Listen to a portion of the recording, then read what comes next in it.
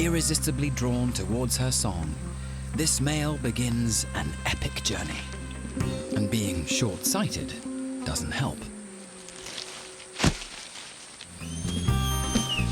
As he gets closer, he ups his speed to nearly 1 mile an hour.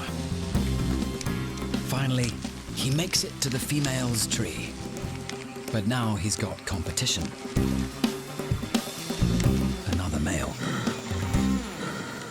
The jungle's slowest race is on.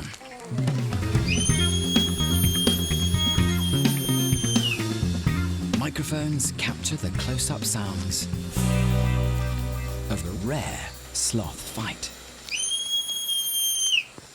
Our male throws a fierce left hook, and his rival lets out a whimper. It's a sign that he's giving up and join the female. Their final coming together takes less than a minute. It seems it's the only thing sloths do quickly.